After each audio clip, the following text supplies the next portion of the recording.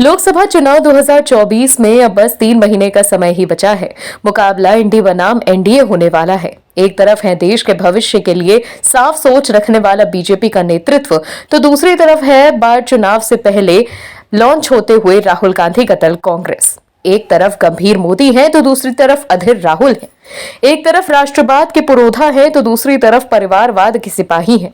लेकिन दोनों ही गठबंधनों के बीच पीएम कौन बनेगा, इसकी चर्चा है। खास तौर पर इंडिया अलायंस में जहां सबको पीएम बनना है, तो वहीं दूसरी तरफ सोच साफ है। पीएम मोदी के नाम पर सब सहमत हैं, लेकिन राहुल का नेतृत्व इंडी में लगभग किसी को मंजूर नहीं।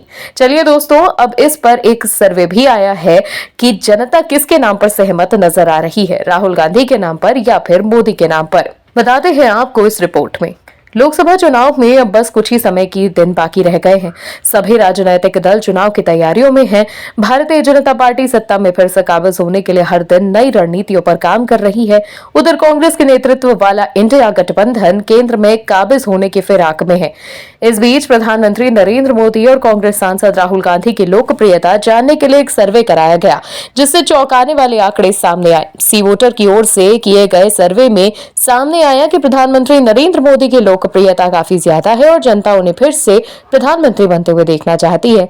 ये सर्वे उत्तर भारत के राज्यों में किया गया था। सर्वे में लोगों से सवाल पूछा गया कि अगर डायरेक्ट प्रधानमंत्री चुनना हो तो पीएम मोदी और राहुल गांधी में से आप किसे चुनेंगे। उत्तर भारत के ज्यादातर राज्यों की 50% से ज्यादा जनता पीएम मोदी को फिर से 2024 में प्रधानमंत्री बनाना चाहती है।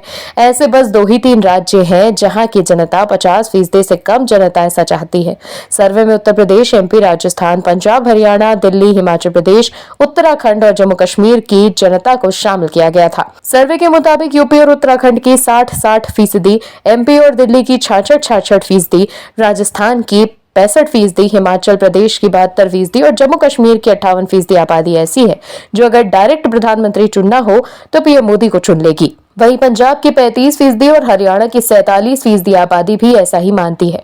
वहीं कांग्रेस के नेता राहुल गांधी की बात की जाए तो सर्वे के आंकड़े कहते हैं कि यूपी की 30, एमपी की 28, राजस्थान की 32, पंजाब की 36, हरियाणा की 36, दिल्ली की 30, हिमाचल प्रदेश की 26, उत्तराखंड की 21 और जम्मू कश्मीर की 35% जनता के लिए राहुल गांधी के नाम पर मुहर लगाई है। सर्वे कहता है कि अगर इन लोगों को डायरेक्ट प्रधानमंत्री चुनना हो तो पीएम मोदी को 50% वोट मिलेंगे। वहीं सभी विपक्षी दलों के एकजुट होने के बाद भी इन राज्यों में राहुल गांधी के लिए लगभग 30 से 32% लोग ही वोट करेंगे। कांग्रेस को समझने की जरूरत है कि राहुल गांधी के साथ कांग्रेस का उद्धार नहीं हो सकता, उन्हें नीति और नीयत बदलनी होगी। जम्मू कश्मीर से धारा 370 हटने के बाद तिल मिलाए फारूक अब्दुल्ला मोदी सरकार पर निशाना साधते रहे हैं। वहीं समय समय पर फारूक अब्दुल्ला पाकिस्तान का भी राग अलापते रहे हैं। लेकिन अब पीएम मोदी को एक्शन में देख फारूक अब्दुल्ला की भाषा ही बदल गई है। ऐसा लग रहा है जैसे फारूक अब्दुल्ला अब समझ गए हैं कि उनकी दाल नहीं गलने वाली है। ऐसे में अब वो यू टर्न लेते दिख रहे हैं। दरअसल विपक्ष डाल डाल की राजनीति करता है तो बीजेपी उन्हें पात पात की राजनीति सिखा देती है। बीजेपी एक दांव चलती है तो विपक्ष चारों खाने चित्त हो जाता है। जिस राम का विरोध विपक्षी दल कर रहे थे, अभी वही विपक्षी दल भगवान राम के नाम का जाप करने लगे हैं। राम इस देश की राष्ट्रीय संस्कृति है। विपक्ष उन्हीं राम की अवहेलना करता रहा और कानूनी दांवपेच में फंसाकर वर्षों तक प्रभु श्री राम को टेंट में अटकाए रखा। लेकिन चुनाव को सामने देखकर विपक्ष की चाल और ढाल दोनों ही बदल गए हैं। यहाँ तक कि फारूक अब्दुल्ला सरीखे नेता भी अब भगवान राम का गुणगान करने लगे हैं। अब उनको शायद समझ में आ गया है कि बिना प्रभु श्री राम का नाम जपे 2024 का भव सागर पार नहीं हो पाएगा। दरअसल अयोध्या में बनकर तैयार हुए भव्य राम मंदिर के उद्घाटन को लेकर देश भर में सियासी बयानबाजी जारी है। इस बीच पीएम मोदी ने अयोध्या में रोड शो की और लोगों को एयरपोर्ट और रेलवे स्टेशन की सौगात दी। इस बीच अब विपक्ष के नेता भी लाइन पर आ गए हैं। नेशनल कॉन्फ्रेंस के नेता फारूक अब्दुल्ला ने राम मंदिर के उद्घाटन को लेकर मुबारकबाद दी है। इसके साथ ही उन्होंने कहा है कि राम सिर्फ हिंदुओं के नहीं बल्कि पूरे विश्व के हैं।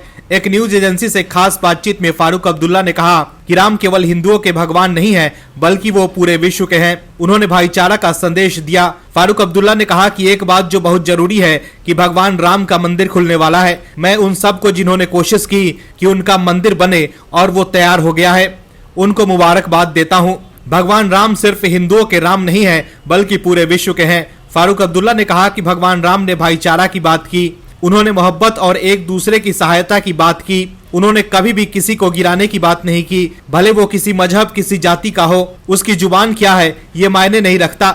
भगवान राम ने एक यूनिवर्सल मैसेज दिया है। फारूक अब्दुल्ला ने कहा कि अब जब ये मंदिर खुलने वाला है, उस भाईचारे को बनाए रखने के लिए काम करिए जो आहिस्ता आहिस्ता हमारे वतन से गायब हो रहा है। जम्मू कश्मीर में हाल ही में आतंकी घटनाओं में जवानों की शहादत पर दुख जाहिर करते हुए फारूक अब्दुल्ला ने एक बार फिर पाकिस्तान से बातचीत की नसीहत दी।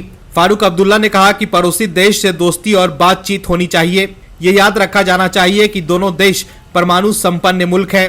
तो देखा आपने कैसे भव्य राम मंदिर बनता देख सभी विपक्षी दल के नेता अब भगवान प्रभु श्री राम की शरण में जगह लेने लगे हैं। लेकिन ये वही लोग हैं जिन्होंने राम मंदिर की कानूनी प्रक्रिया में खूब रोड़े अटकाए थे। बीजेपी ने लोकसभा चुनाव की तैयारी जोर शोर से शुरू कर दी है और हाल ही में आए सभी बड़े सर्वेज में ये बात साफ हो गई है कि एक बार फिर तीसरी बार भी नरेंद्र मोदी का प्रधानमंत्री बनना लगभग तय है। जहां एक और विपक्ष आपसी झगड़े में उलझे हुए हैं, तो वहीं दूसरी तरफ बीजेपी चुनाव तैयारी में काफी आगे निकल चुकी है। दोस्तों, जहां एक तरफ कांग्रेस है जो ये तय नहीं कर पा रही कि उसको किस तरह से तैयारी पूरी करनी है, तो वहीं बीजेपी अपने आप को उन मोर्चों पर मजबूत करने में लगी है जहां वो कमजोर है। बीजेपी ने अब ऐसा प्लान तैयार कर लिया है जो विपक्ष की तुष्टीकरण की राजनीति को भी ध्वस्त करके रख देगी। बीजेपी को पता है कि सामाजिक सुरक्षा के बहाने सभी धर्म और हर समुदाय को साधा जा सकता है। सनातन को मानने वाले लोगों के बाद बीजेपी ने मुसलमानों मतदाताओं को साधने में लग गई है, जिसके बाद विपक्ष की सांसें बढ़ गई हैं। देश में होने वाले अगले लोकसभा चुनाव को लेकर बीजेपी ने रणनीति बनाना शुरू कर दिया है। पार्टी ने यूपी में इस बार पिछली बार से भी ज्यादा सीटें जीतने का लक्ष्य रखा है, जिसके लिए बीजेपी ने अपने पारंपरिक वोटर्स के साथ साथ मुस्लिम मतदाताओं को साधने की भी तैयारी कर ली है।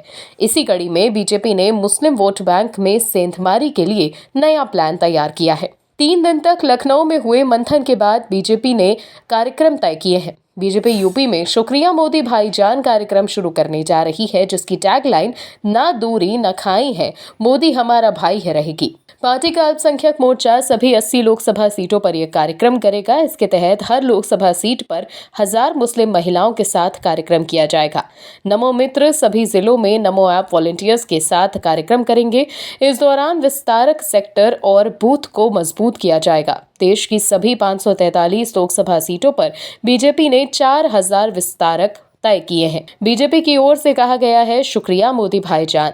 मुस्लिम बहनों से प्रधानमंत्री मोदी से अपनत्व जैसी भावना और भाई जैसा रिश्ता कायम करने में भूमिका निभाएंगे। इसके जरिए 18 लाख आवास, शौचालय, उज्ज्वला योजना के लाभार्थी, प्रधानमंत्री गरीब कल्याण अन्न योजना, विवाह अनुदान योजना, 50% स्कॉलरशिप केवल बच्चियों को मिली, Nai Roshni for leadership development अल्पसंख्यक महिला, मुद्रा लोन, जनधन खाते, आयुष्मान 3 तलाक जैसी योजनाओं का लाभ सीधे सीधे मुस्लिम महिलाओं को हुआ और उनमें प्रधानमंत्री मोदी से रिश्ता जोड़कर सीधे सीधे भाई जैसा ताल्लुक दिखाया जा सकता है, जिसका लाभ लोकसभा चुनाव में भी दिखाई देगा। सीएम नीतीश कुमार बिहार में एक तरह से अप्रत्याशित नेता के तौर पर अपनी पहचान बना चुके हैं। सुशासन बाबू के नाम से जाने जाते थे नीतीश कुमार, लेकिन गठबंधन के दल बदल कर नीतीश कुमार ने ऐसा कीर्तिमान रच दिया कि वो बिहार की राजनीति की अबूझ पहेली बनकर रह गए हैं। नीतीश कुमार ने 2005 से लेकर 2023 अब तक वो 8 बार मुख्यमंत्री पद की शपथ ले चुके हैं। बिहार की सत्ता को पहचानने वाले लोग कहते हैं कि नीतीश कुमार आगे का गेट बंद करते हैं तो वो पीछे का गेट खोल कर ही रखते हैं। नीतीश कुमार इतने अप्रत्याशित हैं कि वो सत्ता में बने ही रहें, लेकिन अब जब ललन सिंह का इस्तीफा हो गया है तो उन्होंने कैसे लालू और तेजस्वी की टेंशन बढ़ा दी है, बताते हैं आपको। दरअसल नीतीश कुमार ने बीजेपी से अलग होकर बिहार में महागठबंधन की सरकार बनाई थी। तब से एक ही बात की चर्चा हो रही थी कि नीतीश कुमार ने तो एनडीए के लिए दरवाजे बंद कर दिए हैं, लेकिन विंडो अभी भी खुला है और विंडो कब दरवाजा बन जाएगा ये नीतीश कुमार समय आने पर तय करेंगे। तब इस बात को लालू तेजस्वी गंभीरता से नहीं ले रहे थे, लेकिन चुनावी रणनीतिकार प्रशांत किशोर ने कई बार कहा कि नीतीश कुमार ने तो सिर्फ दरवाजे बंद किए हैं, विंडो खुला है। शायद वही विंडो अब नीतीश कुमार खोलकर लालू कांग्रेस को झटका देंगे। ललन सिंह 2021 में जेडीयू के अध्यक्ष बने थे। आरसीपी सिंह के पद खाली करने के बाद नीतीश कुमार ने ललन सिंह को अध्यक्ष बनाया था और अब उनके इस्तीफे के बाद कहा जा रहा है कि नीतीश कुमार के कहने पर ही ललन सिंह ने अध्यक्ष पद छोड़ दिया। अध्यक्ष बनने के बाद ललन सिंह ने सबसे पहले आरसीपी सिंह को पैदल किया था। बाद में आरसीपी सिंह को मंत्री पद से ही हाथ धोना पड़ा था, फिर पार्टी से भी बाहर हो गए। कहा जाता है कि ललन सिंह और उनकी टीम ने हर उस शख्स को पार्टी से बाहर निकाला या परिस्थितिवश वो खुद निकल गए जो कभी ललन सिंह का स्थान पार्टी में ले सकते थे, यानी नंबर 2 पर सिर्फ और सिर्फ ललन सिंह। वहीं 2017 में जेडीयू की एनडीए में वापसी करवाने में हरिवंश नारायण सिंह ने महत्वपूर्ण भूमिका निभाई थी। कई बार जेडीयू नेताओं ने भी इस बात का जिक्र सार्वजनिक तौर पर किया। नीतीश कुमार जब एनडीए से बाहर होकर महागठबंधन के साथ भी गए तो ना बीजेपी ने राज्यसभा के उपसभापति पद से हरिवंश को हटाने की कोशिश की और ना ही नीतीश कुमार ने कभी पहल की। इससे समझा जा सकता है कि नीतीश कुमार एनडीए से बाहर रहकर भी कौन सा सियासी खेल खेल रहे हैं। नीतीश कुमार जब भी किसी के लिए दरवाजे बंद करते हैं तो वो पीछे एक खिड़की खुली रखते हैं ताकि समय आने पर उसे दरवाजा बनाया जा सके। यही कारण है कि नीतीश कुमार 20 साल से बिहार की राजनीति के अबूझ पहेली बने हुए हैं। वहीं कहा यह भी जा रहा है कि ललन सिंह की लालू यादव से नजदीकियां बढ़ती जा रही थी और ललन सिंह बीते कुछ समय से पीएम मोदी और गृह मंत्री अमित शाह पर जमकर हमला बोल रहे थे। ऐसे में सीएम नीतीश कुमार ने ललन सिंह से इस्तीफा लेकर बीजेपी के साथ जाने को लेकर एक कदम आगे बढ़ा दिया है। चर्चा इस बात की भी है कि ललन सिंह की वजह से ही नीतीश कुमार बीजेपी से नाता तोड़कर महागठबंधन में शामिल हुए थे। तब लालू यादव और ललन सिंह ने नीतीश कुमार को भरोसा दिलाया था कि वो उन्हें 2024 के चुनाव में विपक्ष की ओर से पीएम कैंडिडेट घोषित करवाएंगे। लेकिन विपक्षी इंडी गठबंधन में नीतीश कुमार की एक नहीं चल रही है। ऐसे में कहा जा रहा है कि इंडी गठबंधन से नीतीश कुमार का मोह भंग होता जा रहा है और अब नीतीश कुमार एक बार फिर कोई खेला करते हैं तो इसमें हैरानी नहीं होनी चाहिए, क्योंकि नीतीश कुमार हरिवंश के माध्यम से खिड़की को दरवाजा बनाकर एनडीए में फिर से एंट्री मार सकते हैं। Bureau report OMH news. और भी वीडियोस देखने के लिए चैनल को सब्सक्राइब करें और बेल आइकन को दबाएं।